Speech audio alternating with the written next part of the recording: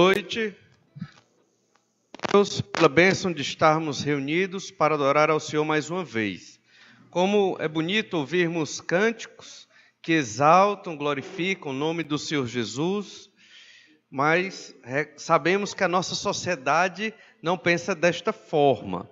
São as igrejas, aquelas que ainda entendem o sentido do Natal, que cantam, que louvam pelo nascimento do Senhor Jesus Cristo. Na verdade, Jesus não nasceu no dia 25 de dezembro. O Senhor Jesus, não sabemos a data ao certo, mas é muito provável que entre os meses de março e abril o Senhor Jesus tenha nascido. E a semelhança de hoje, na época do Senhor Jesus, não foi diferente. Veja bem, quem foi que recebeu, que comemorou o nascimento do Salvador? Já pararam para pensar nisso? O registro dos evangelhos não mostra que foram os reis, não é verdade? Nem os nobres, nem os mais ricos, porque, na verdade, a humanidade não estava interessada na chegada do Salvador. Porque, na verdade, a humanidade ela não se importa com o seu futuro eterno, né? Mesmo os religiosos, eles não estão muito preocupados com isso.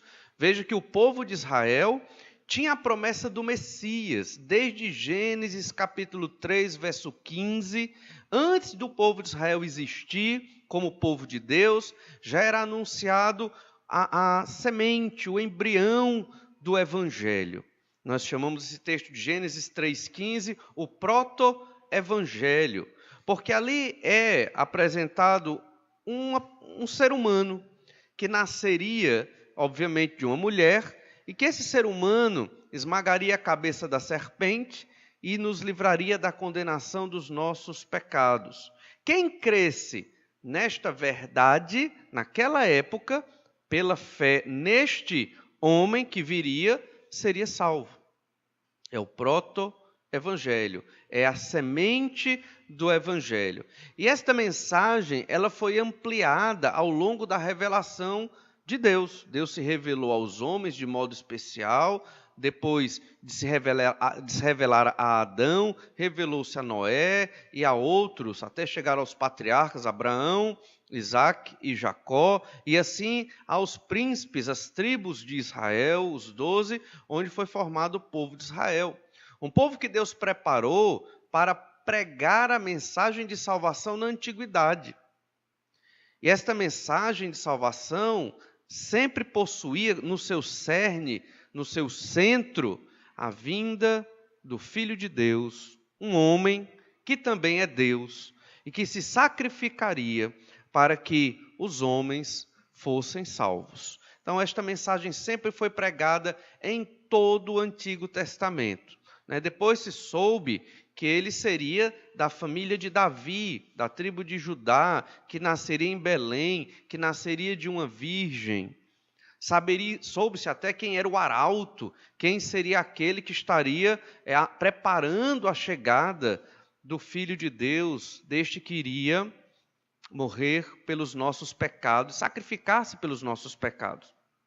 A revelação do Antigo Testamento ela é tão precisa que mostra que o Salvador seria um homem de dores, um homem de sofrimento. Isaías capítulo 53, seria um homem que pelo seu sofrimento expiaria a culpa dos nossos pecados.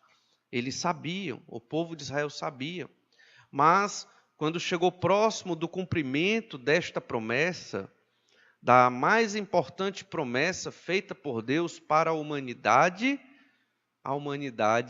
não estava nem um pouco preocupada.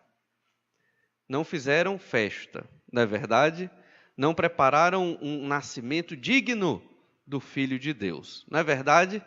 Hoje não é diferente. O nosso Natal, na nossa cultura, no dia 25 de dezembro, é uma data comercial. Os símbolos estão todos errados.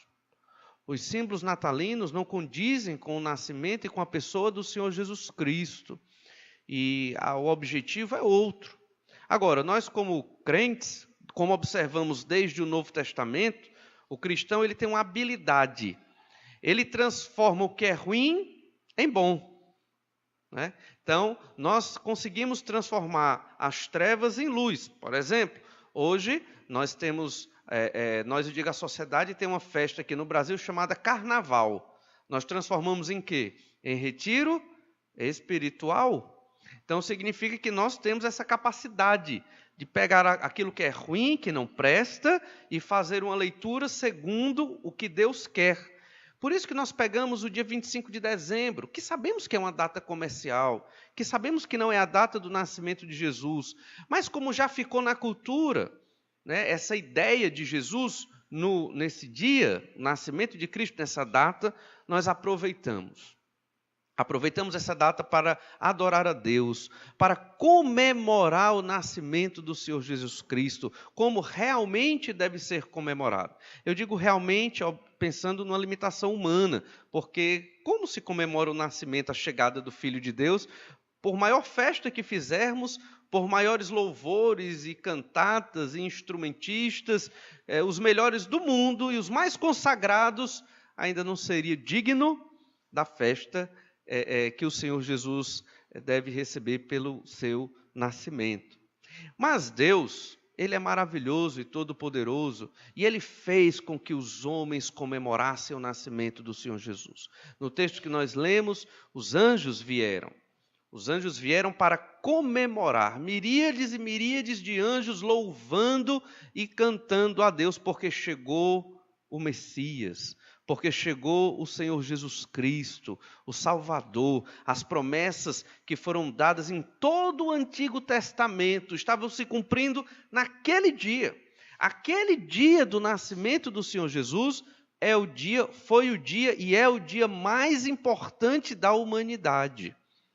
E nós devemos e temos que celebrar esse nascimento com muita alegria. Tristeza, porque sabemos que o Senhor Jesus nasceu para se sacrificar numa cruz pelos nossos pecados, mas alegria porque foi a vontade de Deus. Às vezes a vontade de Deus é difícil de entender, e o Senhor, Ele não pensa como pensa o homem, mas foi do querer de Deus que o seu Filho viesse e morresse numa cruz pelos nossos pecados, e se Deus quis assim, é porque isso é bom. É porque isso é para a glória de Deus e agrada ao Senhor nosso Deus. Assim como na época de Jesus, a humanidade não quis saber de Jesus, não se alegrou com a vinda de Jesus, hoje a humanidade está da mesma forma. Não quer saber de Jesus, não se alegra com o nascimento do Senhor Jesus. Mas a igreja é a coluna e o baluarte da verdade. A igreja é a obra de Deus na terra para mostrar a toda a humanidade o que é o correto, o que Deus gosta, do que Deus se alegra, como se adora a Deus, como se busca o Senhor como revelado na sua palavra. E então Deus mandou os anjos, e os anjos foram ali consultar pastores de ovelhas. E esses pastores é que foram alertados do nascimento do Senhor Jesus Cristo para realizar uma comemoração, uma festa. Não lemos a continuação, mas também teve outro grupo. Além dos anjos, além dos pastores que comemoraram, pastores de ovelhas, pastores homens simples no campo, mas os anjos alertaram e eles foram lá comemorar o nascimento do Senhor Jesus, e eles só foram porque Deus mandou os anjos. Mas Deus quis que o nascimento do seu filho fosse comemorado. Além de pastores, além dos anjos, veio também outro grupo de pessoas. Lembram? Os magos do Oriente, que não eram só 3, né? Eram vários. Ali foi uma comitiva, como se fosse uma visita diplomática do Oriente. E o Oriente é um termo muito genérico, mas você pode imaginar aí, e não é um chute errado, é uma conjectura muito possível, o Oriente como a Mesopotâmia. Os magos do Oriente eram embaixadores da Mesopotâmia, autoridades, representantes de nações. Não foram bem descritas que nações eram, mas muito provavelmente foram fruto dos convertidos do período do cativeiro babilônico. Daniel esteve ali cativo do ano 605 a.C. ao ano 530 a.C. Daniel passou desde o reinado de Nabucodonosor, até o reinado de Dario, até o reinado de Ciro, o persa, e passou por todos eles como um homem fiel a Deus, desde os 15 anos até aproximadamente 86 anos, capítulo 6 de Daniel, que deveria ser provavelmente o último capítulo do livro em ordem cronológica, porque o livro, depois do 6, não está mais em ordem cronológica. Então, percebe-se que Daniel, Ezequiel também no cativeiro, profeta, pregando lá para o povo, muitos se converteram, muitos chegaram à fé no Senhor Jesus, que era o Messias, e vieram de um modo incrível, sobrenatural, fantástico, acompanhando essa estrela que foi anunciada lá em Números 24, numa profecia, e então eles vieram e chegaram ali para presentear o Filho de Deus. Mas é incrível que o sacerdote de Israel, que deveria estar ali para receber o Messias, não estava. É incrível que o povo judeu, o povo de Deus, que deveria estar festejando a chegada do seu rei, eles não estavam. Mas o Senhor levantou pessoas para comemorar esse nascimento. Anjos, pastores e gentios convertidos ao Senhor para adorar o nome de Deus. O Evangelho de Lucas é o que melhor descreve, podemos dizer, o nascimento do Senhor Jesus Cristo.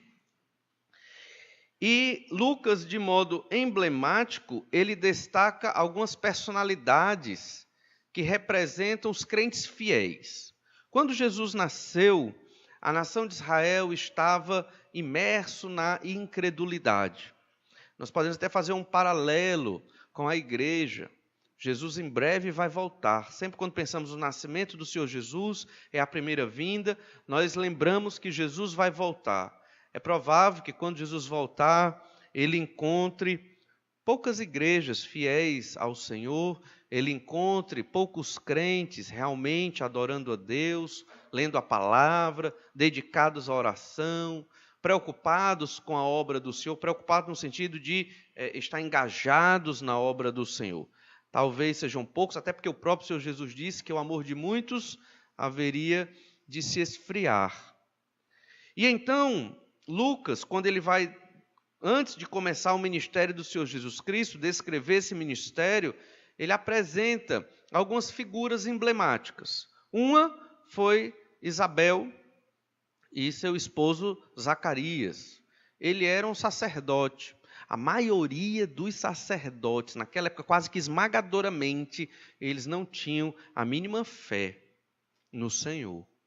Sacerdotes, eles estavam ali como profissionais da religião. Como hoje, pastores e sacerdotes, muitas vezes são somente profissionais da religião. Acontece hoje em igrejas evangélicas, né? Mas naquela época era assim também. O sumo sacerdote, ele não tinha o mínimo compromisso com a palavra de Deus. Mas Zacarias era um sacerdote crente, convertido ao Senhor. E ele representa os poucos crentes que existiam naquele período. Além de Zacarias, sua esposa Isabel. Além deles dois, certamente, a própria Maria e José. Mas nós queremos destacar um homem simples, um homem do povo, um homem que também marca o que Israel deveria ter feito, Israel, o povo, e não fez. Este homem, ele é apresentado em Lucas, capítulo 2, versículo 25. Havia em Jerusalém um homem chamado Simeão, homem este justo e piedoso que esperava a consolação de Israel, e o Espírito Santo estava sobre ele. Havia em Jerusalém um homem, parece até um conto de fadas, né? Parece até aquelas histórias, não por ser uma história mentirosa, não é isso, mas parece uma história irreal. No meio de Jerusalém, no meio do povo de Israel, havia um homem, e esse homem era piedoso. A maioria não era piedoso. Este era justo, quer dizer que ele era crente, convertido, esperando. Ele esperava a consolação de Israel. Essa é a linguagem para esperar a chegada do Messias, esperar o momento em que as promessas se cumpririam e, novamente, o povo de Israel voltaria a ser o povo de Deus, porque Israel estava completamente distante do Senhor. E então, este homem estava vivendo em Jerusalém e o Espírito Santo estava sobre ele. O Evangelho de Lucas, escrito por Lucas, que fazia parte da equipe missionária do apóstolo Paulo, é um evangelho que fala muito do Espírito Santo. Se você observar bem, é um evangelho que apresenta bastante a participação do Espírito Santo. O Espírito Santo estava sobre Simeão. Simeão era um homem comum. Ele era um dos poucos que aguardava a redenção de Israel.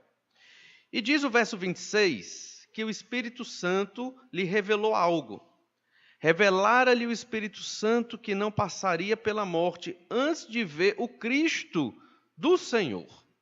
Então esse homem, ele, além de ser um representante, e Lucas soube dessa história, e inspirado pelo Espírito Santo de Deus, acrescentou aqui, depois do nascimento de Jesus e o momento da adoração a Deus, então ele colocou essa história de Simeão, por quê? Porque Simeão era um homem que representava o que Israel deveria ser.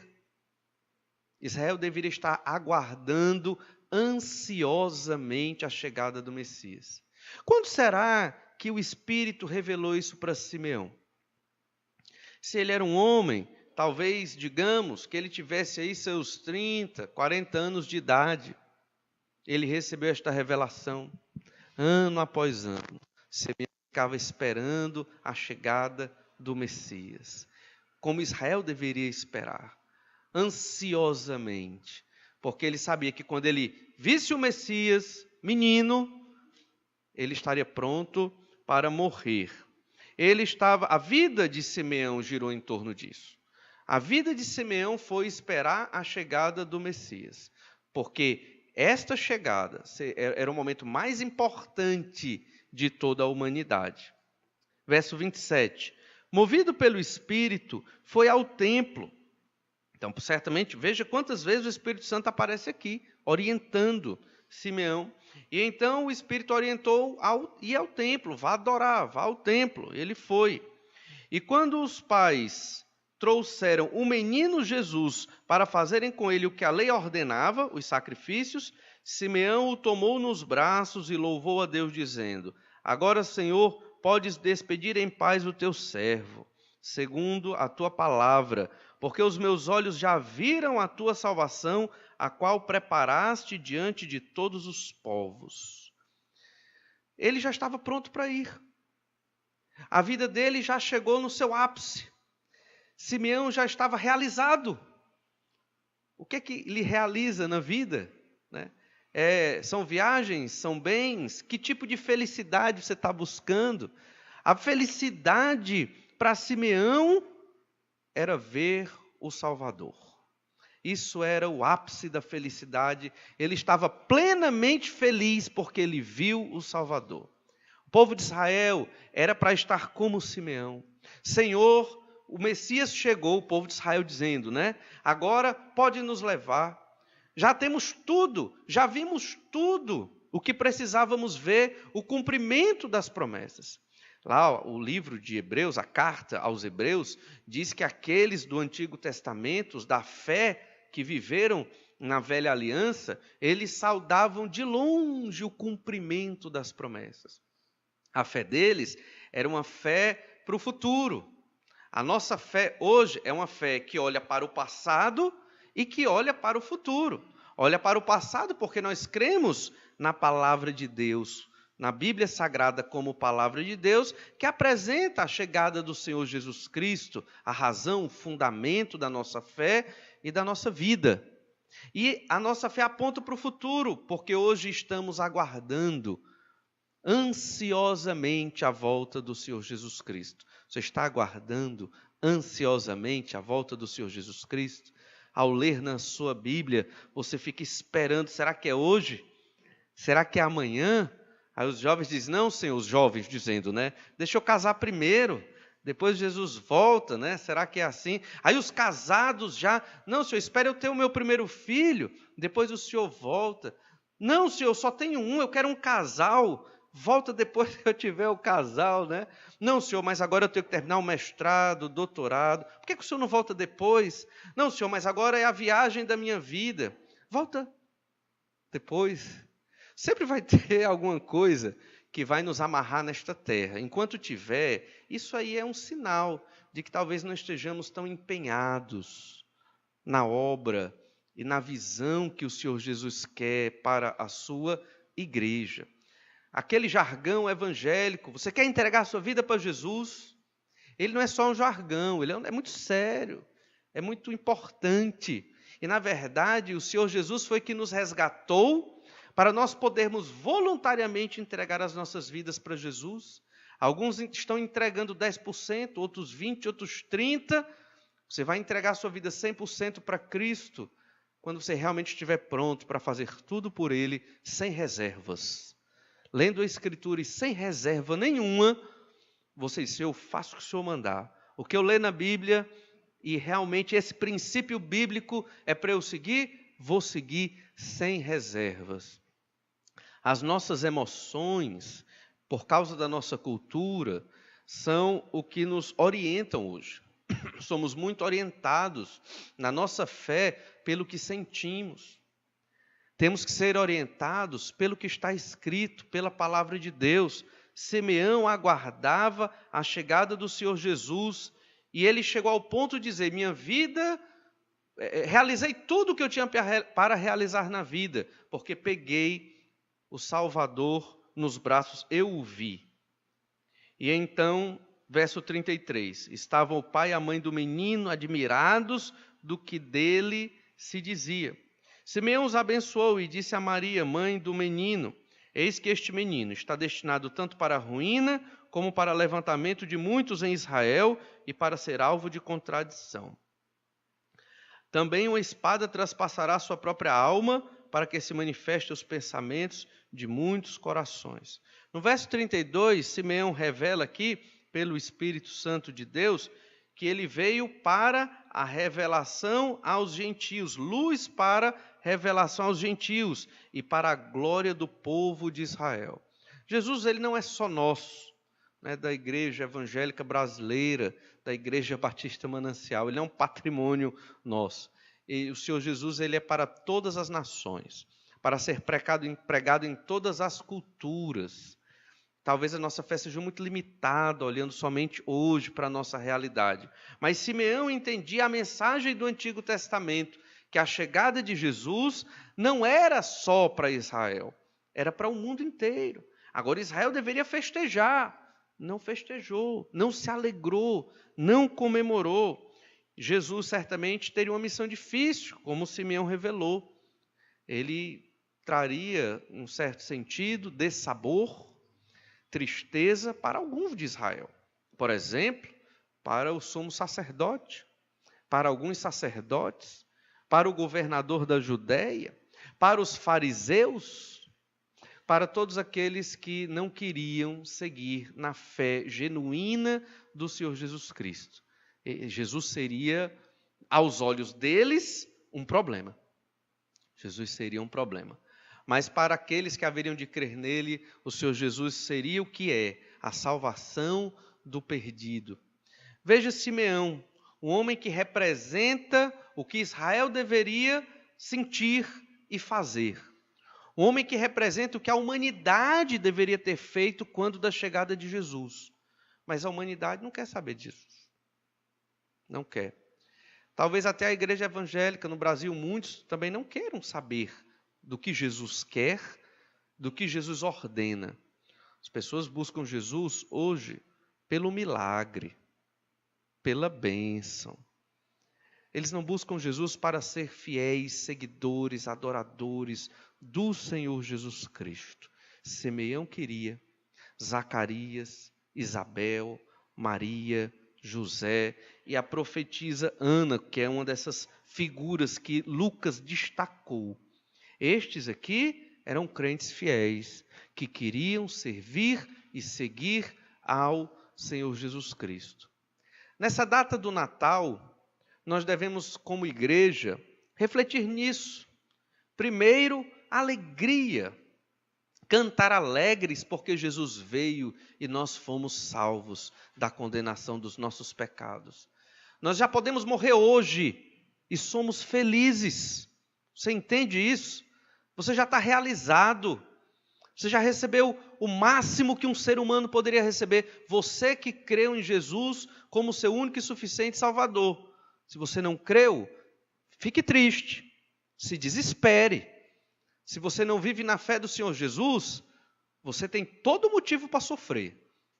Porque você vai para o inferno. Porque você não creu no Senhor Jesus Cristo. Aí sim, chore, lamente, perca a noite de sono. Aí sim você tem um motivo grande para sofrer. Mas nós que cremos no Senhor Jesus, não porque somos bons, nem porque somos inteligentes, muito menos porque somos religiosos, mas porque a graça do Senhor nos atingiu, irmãos, nós temos tudo. Então no Natal podemos nos alegrar, porque nós temos o Senhor Jesus, temos tudo.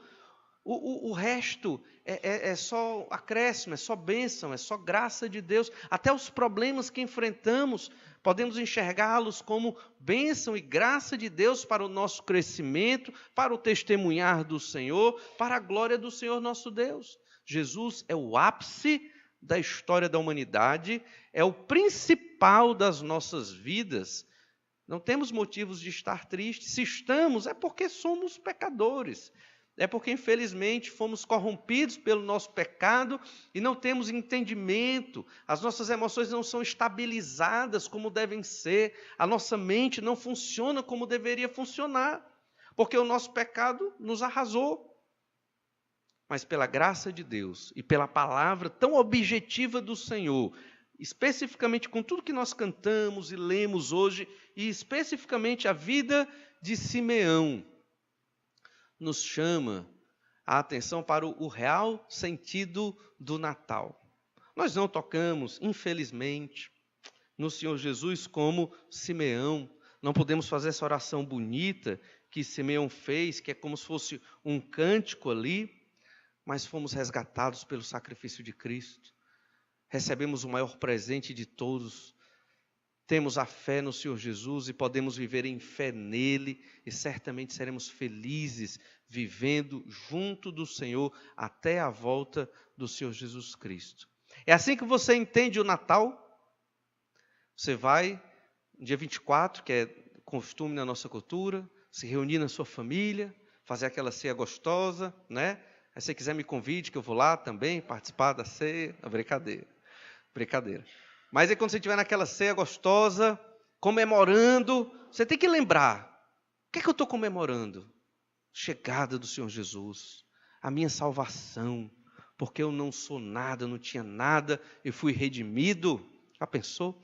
Fui redimido. A semelhança daquela época que Israel, o povo não queria comemorar a chegada de Jesus, a humanidade não ligava para a chegada de Jesus, mas Deus levantou anjos, pastores e gentios convertidos.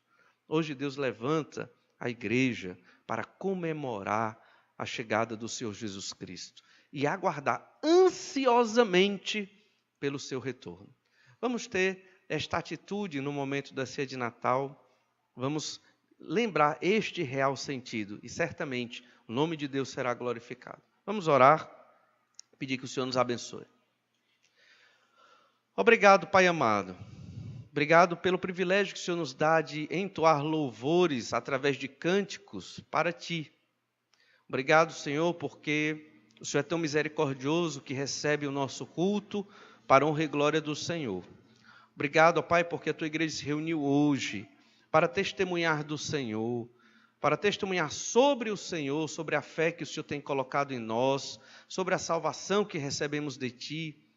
Pai amado, nos ajuda a entender mais tudo o que foi feito na cruz pelos nossos pecados. Ajuda-nos, Senhor Deus, a recuperarmos, no meio de uma sociedade corrompida e de igrejas corrompidas, a recuperarmos o real sentido do nascimento do Senhor Jesus. Ajuda-nos a passar para os nossos filhos, netos, parentes, amigos, a mensagem da salvação, a importância da chegada do Senhor Jesus Cristo. Capacita-nos, Senhor Deus, para testemunharmos do Senhor com esta alegria que Simeão teve, com esta alegria dos pastores, dos anjos, destes gentios convertidos, representados ali nestes magos do Oriente. Ajuda-nos, Senhor Deus, a vivermos assim, segundo a Tua vontade, para a glória do Teu nome, é o que pedimos, no nome do Senhor Jesus. Amém.